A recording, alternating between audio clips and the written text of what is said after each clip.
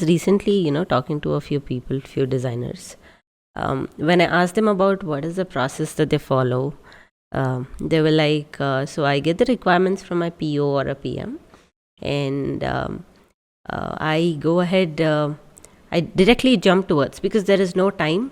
There's a time crunch, and they don't let me do research. They don't let me do anything. I just try to, insert a little bit of secondary research, and then I move towards building not even wireframes, building final designs. I built 3 variations and I let them choose. And this was a response from like, I think I'm talking about my recent 1 week ahead's conversation with like 4-5 people. All had to say the same thing. And I'm like, why do you build 2-3 variations? I'm like, what is the thought process? Why would you want them to choose? Because I'm sure that there is, first of all, the whole alignment is only towards how things could look good, and not about, first of all, there is no research, there is no trying to understand what problem they're trying to solve. That's the reason why you're just creating, Because you got to show value, right? And you got to show that you're putting efforts into it. Yeah. I asked a recent designer yesterday, I'm like, how are you involved? How do you build design strategy? How do you, any thoughts on that? Have you done that any time in the past? It's like, yeah, I have built design systems. Right. I'm like, design systems, design strategy, completely different. I'm not talking about design systems. So you get to hear a lot of people who say that they are actually building design systems. What does this include? Is trying to understand as to how should they prompt Claude or Figma and then come up with all the swatches, all the color palettes, all the kind of typography differences, and just put it in the Figma file and say that, okay, they have been able to create a design system. That was always the easier part when it comes to building design systems.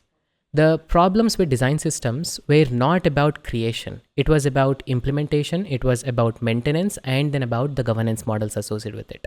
What does this mean is you create them, but you don't know as to when exactly should you use them, when exactly should you verify them, when exactly should you update them, when exactly should you remove certain things, and make sure that everybody is following it no matter what the case is. Go try to do that.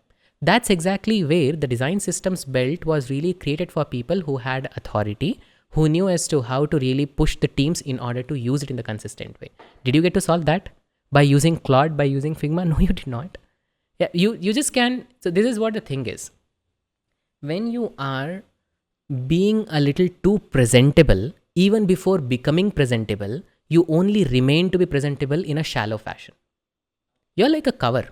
You open that book and then you're like, there's nothing. Oh, the cover looks good.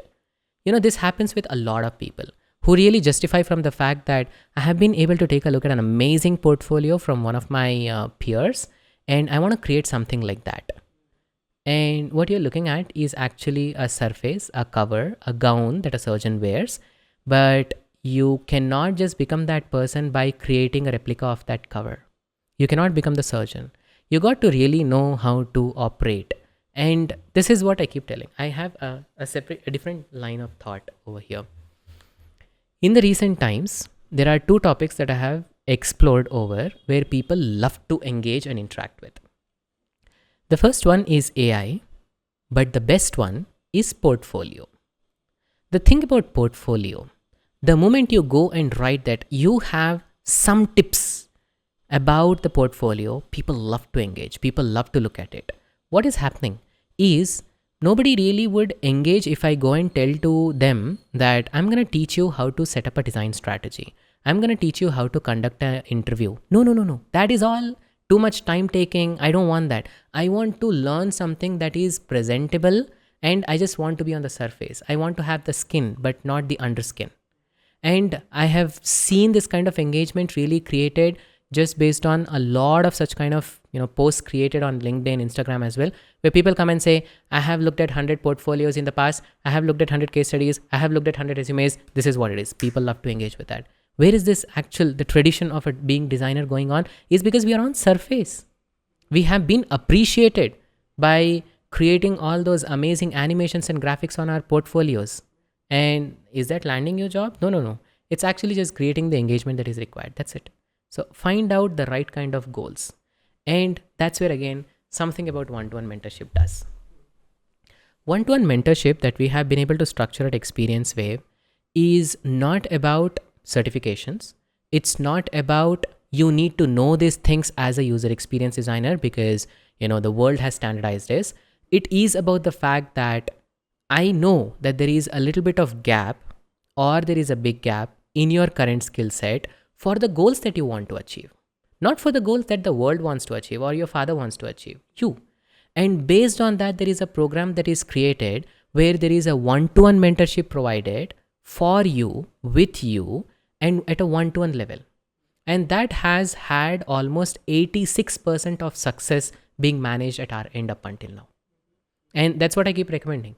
I actually badmouth all those organizations who take a lot of money from people telling that I'm going to make you a user experience designer, and they just leave people halfway through.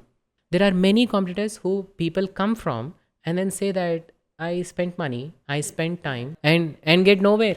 And they eventually have to again come and say, Murad, I did not get the job, although I have a piece of paper that's called certification that I'm keeping at my space.